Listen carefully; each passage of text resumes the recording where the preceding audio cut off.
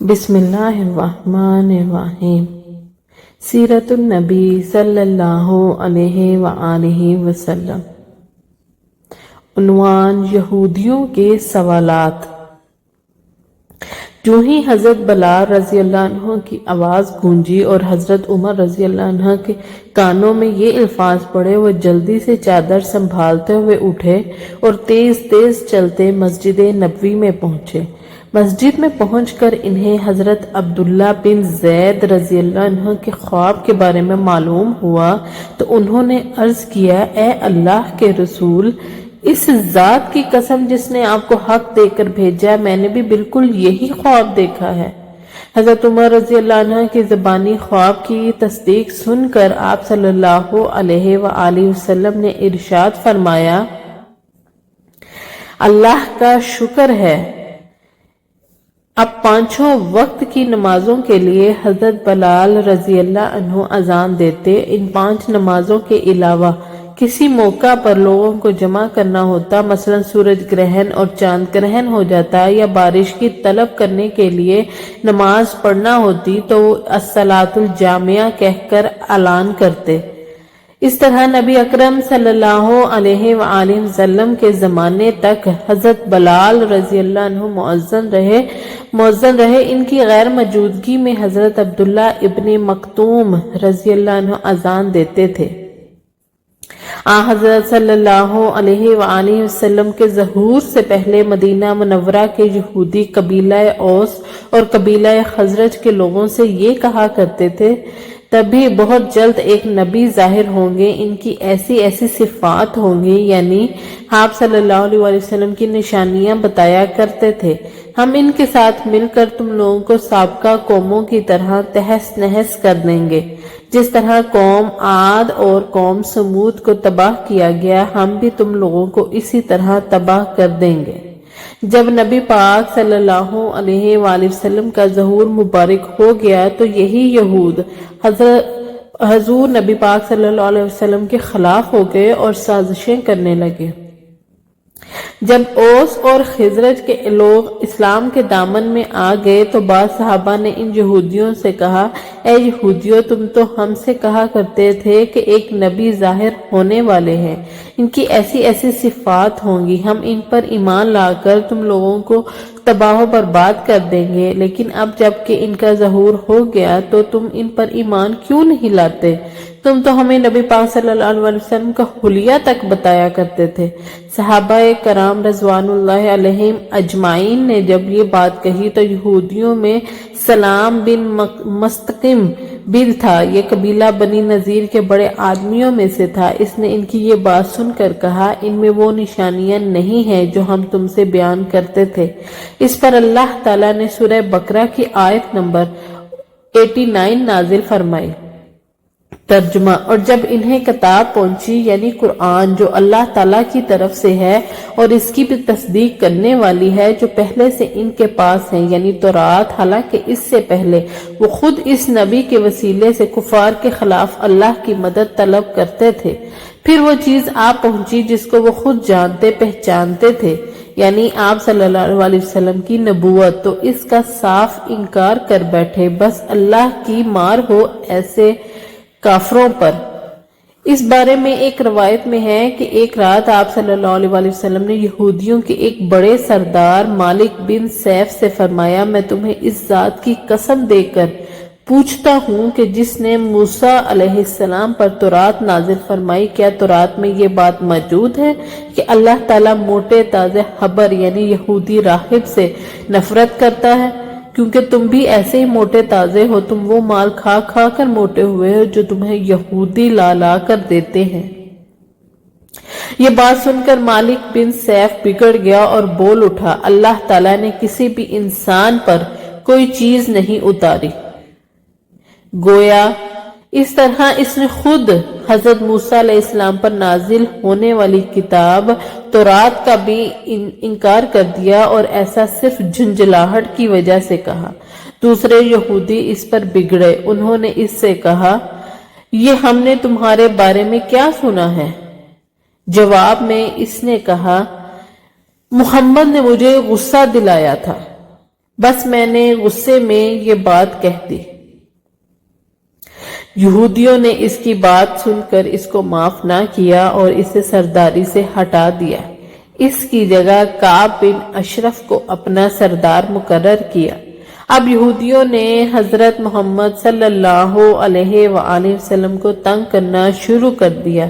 ऐसे सवालात पूछने की कोशिश करने लगे जिनके जवाबात इनके ख्याल में आप सल्लल्लाहु अलैहि वसल्लम ना दे सकें।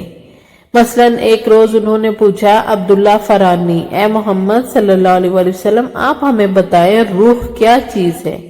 आप सल्लल्लाहु अलैहि वसल्लम ने इस सवाल के बारे में वही का इंतजार फरमाया। जब वही नाजिल हुई तो आप सल्लल्लाहु अलैहि वसल्लम ने इरशाद फरमाया, रूह मेरे रब के हुक्म से बनी है। यानी आप सल्लल्लाहु अलैहि वसल्लम ने कुरान करीम की ये आयत पढ़ी और ये लोग आपसे रूह के मुतल्लिक पूछते हैं, आप फरमा दीजिए कि रूह मेरे रब के हुक्म से बनी है। सूरह बनी इसराइल आयत नंबर 85। फिर उन्होंने क़यामत के बारे में पूछा कि कब आएगी। आप सल्लल्लाहु अलैहि वसल्लम ने जवाब में इरशाद फरमाया, इसका इल्म मेरे रब ही के पास है। इसके वक्त को अल्लाह के सिवा कोई और जाहिर नहीं करेगा। सूरह अराफ।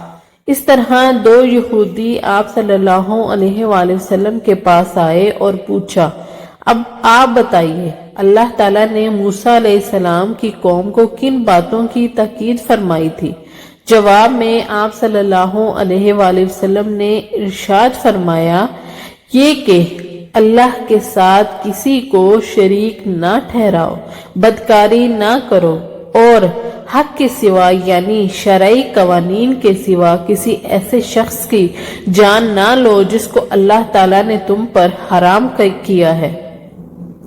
चोरी मत करो, सहर और जादू टूना करके किसी को नुकसान ना पहुंचाओ, किसी बादशाह और हाकिम के पास किसी की चुगलखोरी ना करो, सूद का माल ना खाओ, घरों में बैठने वाली पाक दामन औरतों पर बोहतान ना बांधो और ए यहूदियों, तुम पर खास तौर पर यह बात लाजिम है कि हफ्ते के दिन किसी पर ज्यादती ना करो, इसलिए कि यहूदियों का मुतबरक दिन है।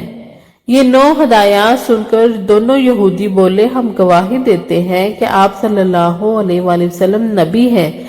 इस पर आप सल्लल्लाहु अलैहि वसल्लम ने इरशाद फरमाया, तब फिर तुम मुसलमान क्यों नहीं हो जाते।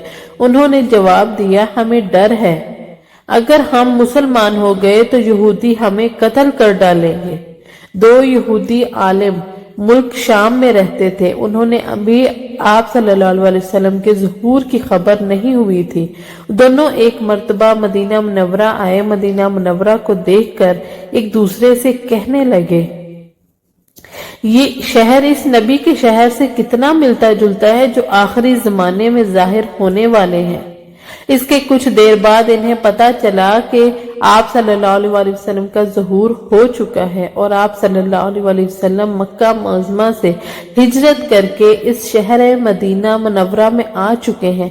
ये खबर मिलने पर दोनों आप सल्लल्लाहु अलैहि वसल्लम की खिदमत में हाजिर हुए। उन्होंने कहा, हम आपसे एक सवाल पूछना चाहते हैं, अगर आपने जवाब दे दिया तो हम आप पर ईमान ले आएंगे।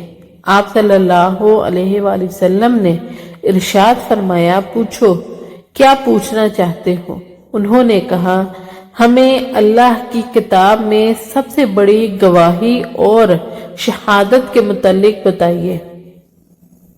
इनके सवाल पर सूरह आले इमरान की आयत 19 नाजिल हुई। आप सल्लल्लाहु अलैहि वसल्लम ने वो इनके सामने तलावत फरमाई।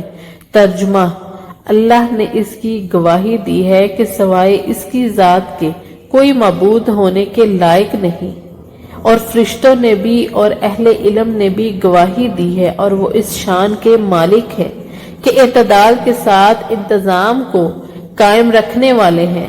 इनके सिवा कोई मबूद होने के लायक नहीं। वो जबरदस्त है, हिकमत वाले हैं। बिलाशुबा दीन हक और मकबूल अल्लाह ताला के नजदीक सिर्फ इस्लाम है। ये आयत सुनकर दोनों यहूदी इस्लाम ले आए। इसी तरह यहूदियों के एक और बहुत बड़े आलम थे, इनका नाम हुसैन बिन सलाम था। یہ حضرت یوسف علیہ السلام کی اولاد میں سے تھے۔